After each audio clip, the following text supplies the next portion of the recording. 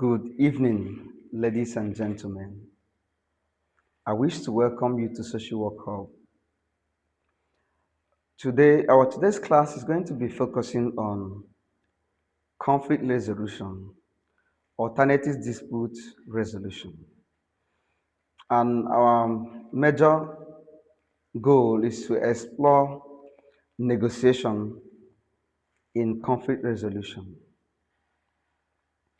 Now, as a word of introduction, we say that negotiation is one of the most important mechanisms for managing and resolving conflict. In social work practice, professionals frequently encounter situations in which individuals, families, groups, organizations, and communities have different and competing interests. Negotiation provides a structured process through which conflicting parties communicate directly or through representatives to reach an agreement that is acceptable to the parties involved. Negotiation is not limited to formal diplomatic or commercial settings. Social workers negotiate regularly when helping family members resolve disputes, assisting clients to access services, facilitating agreement between organizations, advocating for vulnerable populations, mediating community disputes, and coordinating services among professionals. So, negotiation is a vital tool in conflict management. With negotiation, parties in conflict feel belonging. They have a sense of belonging. They will feel that they were brought to the negotiation table. They will not feel that resolution was imposed on them because they are part of this. Negotiation is a very significant part of community participation. The people are involved. They have that sense of belongingness. They have that sense that they were part of this conflict management process. And therefore, they have a sense of ownership. It will trigger them to want a lasting solution in that particular conflict situation because there was negotiation and they were brought to table. They were informed appropriately about the conflict resolution effort. So as we move forward, we'll be looking at the meaning of conflict, the meaning of negotiation. Now, negotiation is a communication and decision-making process in which two or more parties with potential difference or competing interests seek to reach an agreement. Parties involved, different parties come together and dialogue towards reaching an agreement. Now, negotiation normally involves two or more parties, some degree of differences or incompatibility. There is always these differences and incompatibility for you to bring in negotiation. Communication between parties, exchange of information and proposals, discussion of alternatives, bargaining or problem solving, agreement or an understanding about future actions. Negotiation may be formal or informal, direct or indirect, voluntary or institutionally required. Now, for example, in social work practice, social workers may negotiate with parents regarding child welfare plan. with hospital administrators regarding a client access to services, with family members concerning the care of an older persons. Now, there are characteristics of an effective negotiation. One of it is interactive. Now, for a negotiation to be said to be effective, it must be interactive. Negotiation requires communication between parties. It is not simply one person imposing a decision on another. You know, one of the major characteristics of effective communication, of effective negotiation, is it is interactive. Number two, it involves interdependence. Parties must come together to depend in on each other to reach a compromise, to reach an agreement. The parties depends on one another to some extent because each needs something from the other or requires the other's cooperation. It involves differences. For there to be a negotiation, it means there are differences between parties, which there's hope to resolve through negotiation.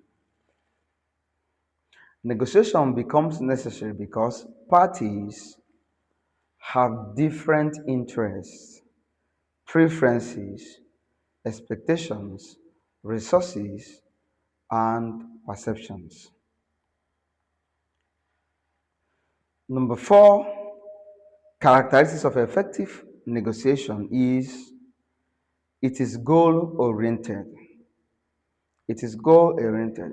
The parties involved in negotiation have aims and objectives that they want to achieve at the end of the negotiation effort. So parties enter negotiation with objectives they have hoped to achieve. Another characteristic of an effective negotiation is that it is flexible. It is flexible. Negotiation allows parties to modify proposals and explore alternatives.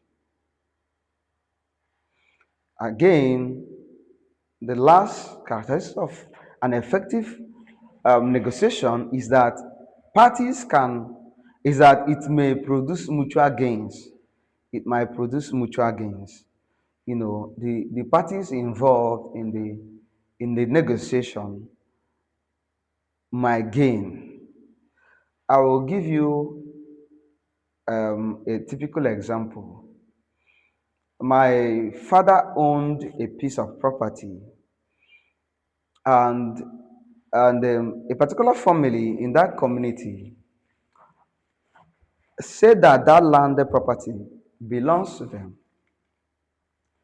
And we came up, I came up as the first son of the family. I came up with the receipts, the purchasing document of that property, and we went to the traditional ruler for conflict resolution because there was a lot of conflict about who owns the land, and the people that are contending for that land with us, they were also threatening to even be diabolic and all of that. So we had to take the matter to the traditional ruler of the community, and negotiation started.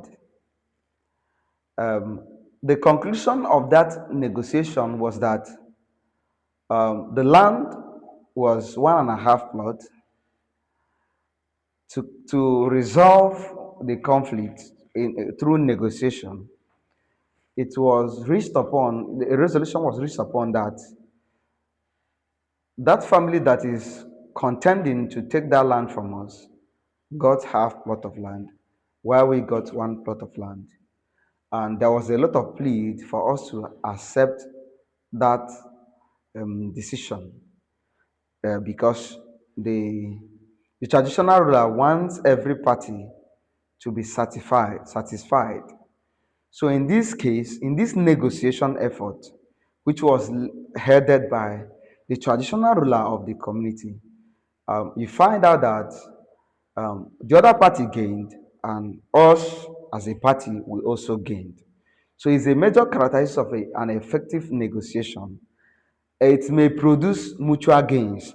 This party might get this, another party might get this. So nobody loses in the process.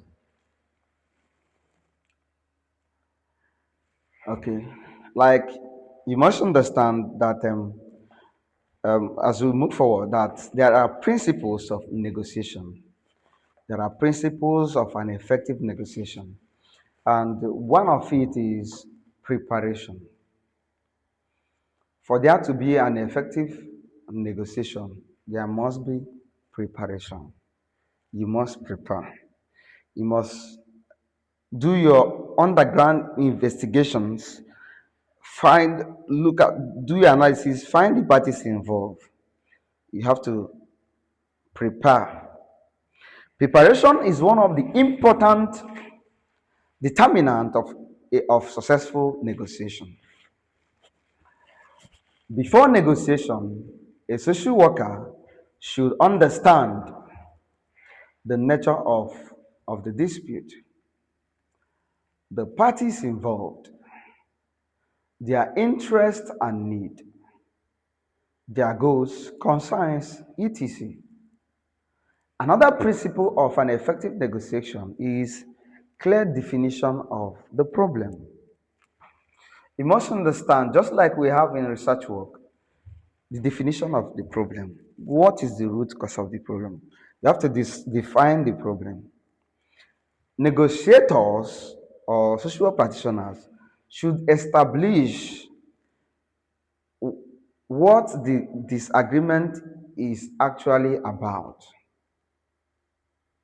For example, a family may claim that it is arguing about money when the deeper issue involves recognition, control, trust, unequal responsibilities, and unresolved treatment. Another principle of an effective negotiation is focus on interests and needs. Focus on interests and needs. So find out the interests of the parties involved. Find out the needs of the parties involved. Effective negotiation goes beyond what people say they want and examine why they want it.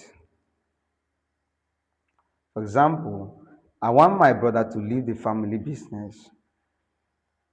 This is a position. The underlying interest might include fear of financial loss, desire for greater decision-making power. So find out the interests of the people. Another principles of an effective negotiation is respect for the parties. Now, for you to be an effective negotiator or an effective a social work conflict manager, you have to respect the interests of the parties, respect the parties involved in the conflict resolution effort.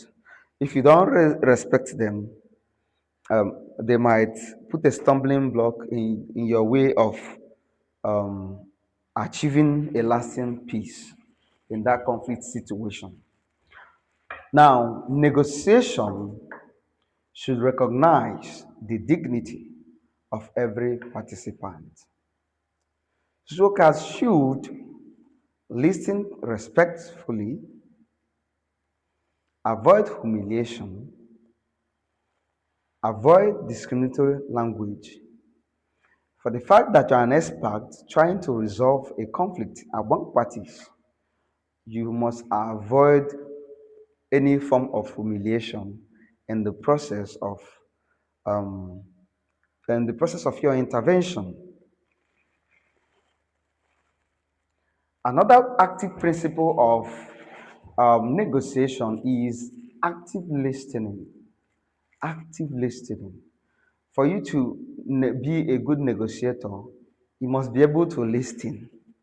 So when there is a resolution, when there is a negotiation or a process to arbitrate and resolve a particular conflict, you must be able to listen to both parties carefully and adequately. Active listening involves paying attention not only on what a person says, but also to the emotions, concerns, meaning behind their communication. Verbal clues, non-verbal clues. So when you pay attention, when you are an active listener, you pay attention to what they did not say, and pay attention to their body languages. So now, active listening is the important techniques is clarification, paraphrasing, summarizing, etc. So effective principle of another principle of an effective negotiation is effective communication.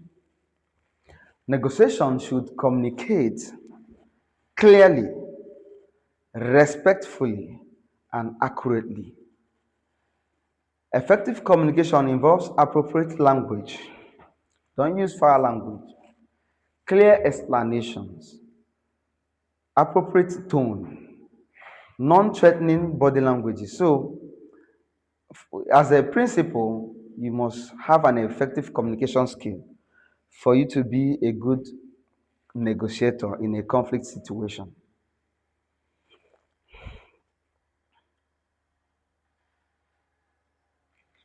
So, another principle is separation of people from the problem. Now, you have to separate the people from the problem. Negotiators should avoid treating the opposing party as the problem. You understand? Don't treat people as the problem. Separate the problem from the people. Separate the people from the problem. For example, instead of saying you are selfish, a negotiator might say it appears that there is a disagreement about how the available resources should be distributed. In this way, you are avoided saying, hey, Mr. A, you are selfish. Mr. B, you are selfish. This shifts attention from personal attacks towards the problem. Now, the last principle of effective negotiation is objective criteria.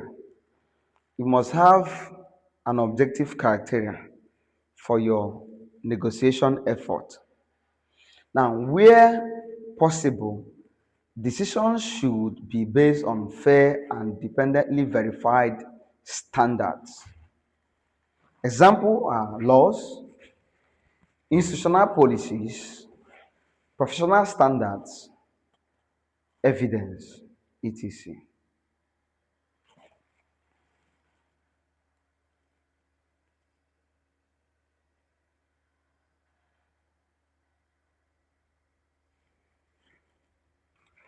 Pardon, we also have more principles of effective negotiation. Another principle is flexibility. As a negotiator, you have to be flexible. And another principle is good faith participation. Negotiation requires honesty and genuine participation. Parties should not deliberately misrepresent facts, conceal critical information, or manipulate vulnerable participants. Again, it's voluntary and informal agreement. It is voluntary and informal agreement. When negotiation is voluntary, Parties should understand the choice available to them and consequences of agreement before accepting them.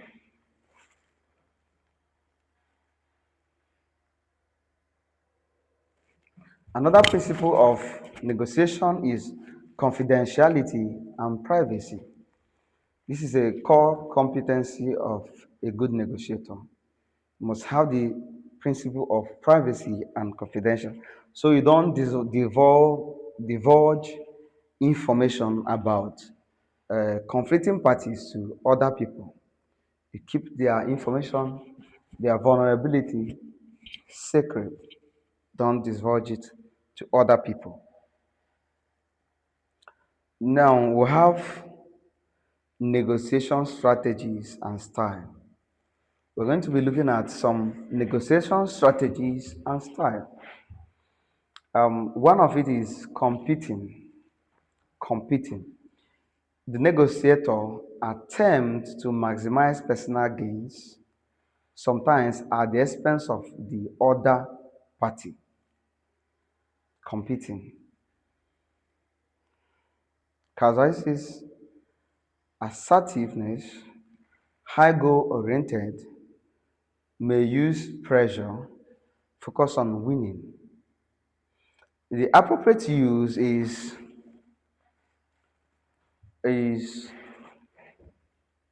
competition may sometimes be appropriate when fundamental rights are threatened, immediate action is required, or non-negotiable professionals or legal standard must be protected.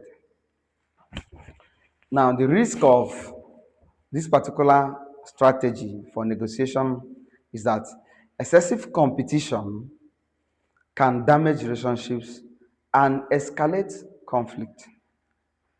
And the strategies in conflict negotiation is avoiding. Avoiding. The negotiator withdraws from or postpones the conflict. The negotiator withdraws from the conflict or postpone the conflict to avoiding. The advantage of this strategy avoiding is that it provides time for emotions to settle. It provides time for emotions to settle. It is useful when the issue is relatively insignificant. It is useful when the issue is insignificant.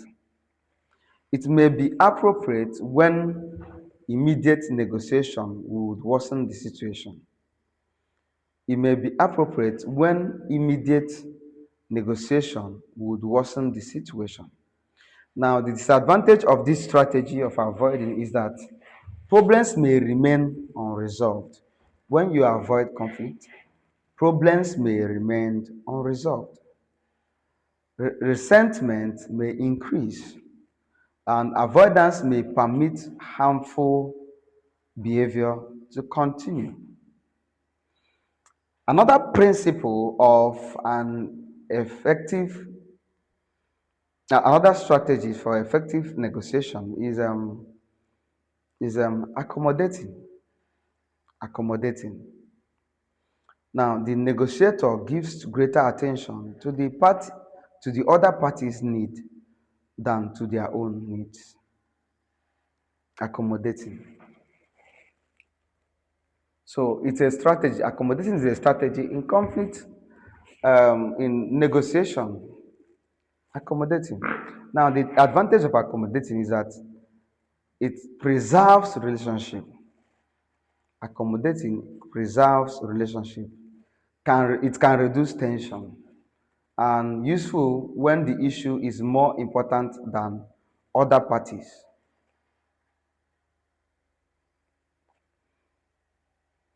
Now, the disadvantage of accommodating is that it may create resentment, it can reinforce power inequalities, and an excessive accommodation can undermine professional boundaries.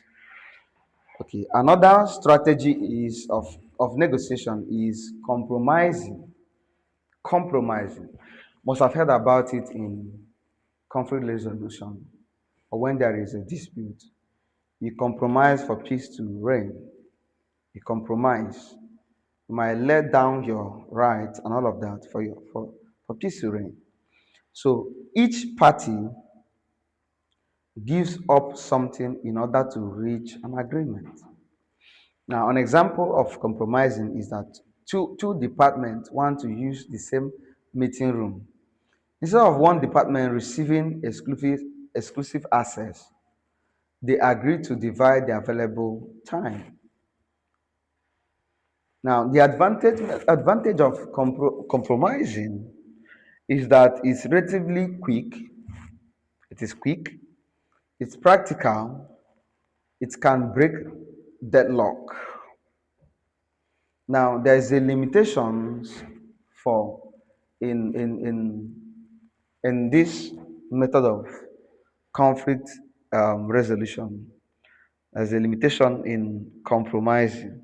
The limitation is that it may produce only partial satisfaction outcome, and it may overlook underlying interests. Not every issue can or should be compromised. Not every issue that should be compromised. So there is also another strategy known as collaborating. Collaborating. The parties work together to identify a solution that addresses the important interest of all sides. You understand? Collaborating. You collaborate and interact with the parties involved and try to identify a solution that address all facets of interest, all sides. There's a characteristics of collaborating. Characteristics: high cooperation, high assertiveness, and open communication. Open communication. Joint problem solving. Long-term orientation. Collaboration, particularly is valuable in social work because social work practice emphasizes relationships, government participation, and sustainable solutions. Now, we look at negotiation strategies. Negotiation strategies. One is distributive negotiation. Pardon, for avoidance of complications, there is difference between negotiation strategies and negotiation style. Now, negotiation styles are what I mentioned, although I was mentioning strategies in it. Please pardon and remove strategies in it. Where you heard strategy in what I previously mentioned, add style. So, for example, I mentioned negotiation styles, and the styles are competing, avoiding, accommodating, compromising, and collaborating. So these five things I mentioned now are negotiation styles, and we say that negotiation style refers to the characteristics way individuals approach disagreement and bargaining. So what I've mentioned is negotiation styles. So we move into negotiation strategies. And the negotiation strategies are as follows. First of all, what is negotiation strategy? Negotiation is strategies are deliberate approach used to achieve desired outcomes. Okay? Deliberate approach used to achieve desired outcomes. And number one negotiation strategy is distributive negotiation. Distributive negotiation treats the available resources as relatively fixed. The parties compete over how much each will receive. For example, two departments negotiate how to divide a fixed budget. This approach is sometimes described as win-lose orientation, distributive negotiation. Parties compete over how much each will receive. Another strategy for negotiation is integrative negotiation. Integrative negotiation. Integrative negotiation seeks solutions that create value and satisfy multiple interests. It is often associated with win-win approach. Integrative negotiation.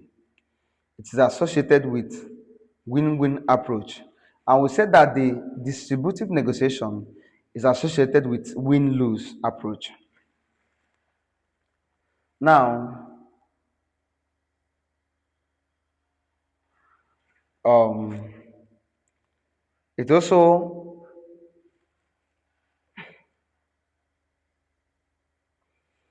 a strategy is also principled negotiation. The negotiation strategy is also a principled negotiation.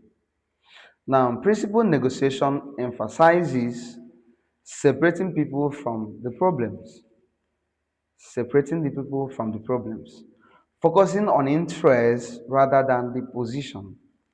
So, this approach is particularly relevant to social work because it encourages respectful communication, problem solving, fairness, sustainable agreement. So, and again, the fourth strategies for negotiation is BATNA, BATNA, BATNA. BATNA means best alternative to a negotiated agreement. Best alternative to a negotiated agreement. It refers to the best course of action available if negotiation does not produce an acceptable agreement. For example, if a social worker is negotiating with an institution regarding access to services, the partner might involve referring the client to another appropriate service provider. Understanding one's partner helps prevent acceptance of an agreement that is worse than the available alternative. Again, is so we'll look at interest-based negotiation versus position-based negotiation. What is interest-based negotiation and what is position-based negotiation? One of the most important distinction in negotiation is the difference between positions and interests.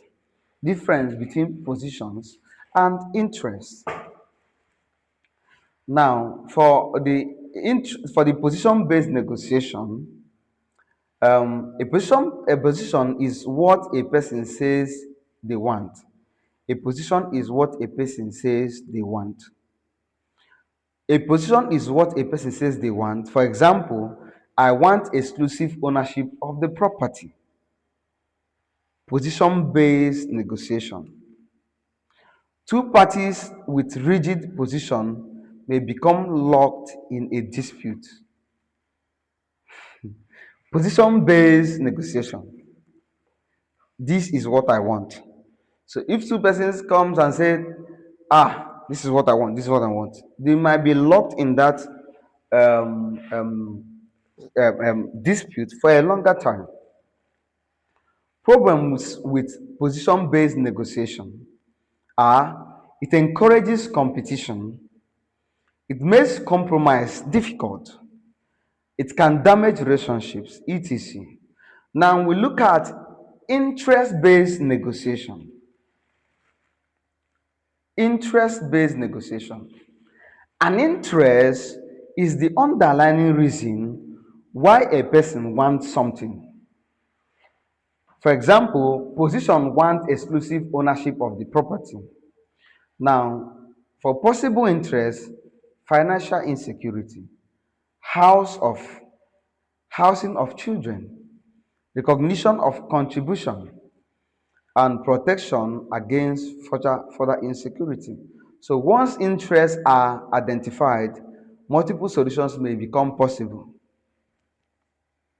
Find the interest. Why this person wants this property alone is because of financial security. So if you find out that based on interest that this person wants financial security, you can be able to approach the negotiation more effectively. So another um, so we look at comparison comparison, okay, of both. So comparing both, you find out that position-based negotiation focuses on stated demands, while interest-based negotiation focuses on underlying needs. On the other hand, position-based negotiation says, "What do you want?" While interest-based negotiation says, "Why is this important to you?" and etc.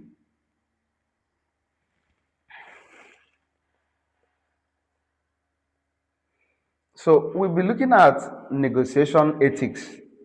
That is ethics of negotiation. You must do negotiation within the boundaries of ethics. Okay. Now, ethics are essential because negotiation involves power, influence, information, and competing interests. Social workers must ensure that negotiation does not become manipulation or exploitation. Now, number one negotiation ethics is respect for human dignity. Now, in negotiation, you must respect human dignity. Okay? You must respect human dignity. Every participant should be treated with respect, regardless of social status, economic positions, ethnicities, religion, gender, etc. Another ethics of negotiation is informed participation. Informed participation. Participants should understand what is being negotiated. Informed consent. They have to give consent. They have to understand what is being negotiated about. Their available choices, potential consequences, and relevant rights and obligations. Another ethics of negotiation is honesty and integrity. You must be honest and you must have integrity in negotiation. You must not compromise the truth. You must have integrity, you must have honesty. Another ethics of negotiation is confidentiality. Confidential information should be protected unless disclosure is ethically and legally required. Some people needs their information to be confidential. So the parties involved wants to know that their information, their vulnerability is kept confidential. Again, is avoidance of coercion. Another ethics of negotiation is avoidance of coercion. So you don't shout on people, you don't use coercion. Um, um, um, the other day, I had a little quarrel with a little understanding with my landlord. Most times, if we have a misunderstanding, he uses coercion, he uses harsh tone, to approach it. And in a meeting, I had to bring his attention to the fact that whenever we are deliberating or trying to negotiate about a particular thing that is of interest to me, that he uses coercion. So, in as a social worker, when you negotiate, you must avoid the use of coercion. Again, you must recognize another ethics is recognition of power imbalance. You must recognize if there is a power imbalance, you might recognize it and work accordingly. Try to balance, try to bring out a level playing ground for the parties involved to participate in the negotiation. So it is an ethics. You must recognize the power imbalance. Now, social workers must recognize these differences and prevent vulnerable participants from being unfairly disadvantaged. And cultural sensitivity. Cultural sensitivity. Negotiators should understand relevant cultural norms without allowing culture to justify violation of human rights. You understand? So, in as an ethics in conflict negotiation, you must be culture sensitive. You have to be culturally sensitive. Understand the culture of the people involved, so that you don't go beyond boundary. So that you don't step on boundaries, religious boundaries, ethnic boundaries, and all of that. So you have to be culturally sensitive. Negotiators should understand relevant cultural norms without allowing culture to justify violation of human rights. Again, culture should not justify the violation of human rights. Even though you should be culturally sensitive, you must not, as a practitioner, you must not allow cultural differences to impede human rights and social justice. Okay?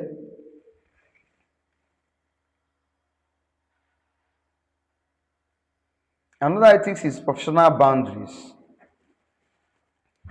Professional boundaries. Professional boundaries. Social workers must distinguish professional negotiation from personal interest. They should avoid conflict of interest, personal financial gains, favoritism. So, as a professional, as a practitioner, you must have professional boundaries. You must not bend the truth to gain a particular interest. You must not bend the truth to gain favoritism, and all of that. So it's one of the ethics.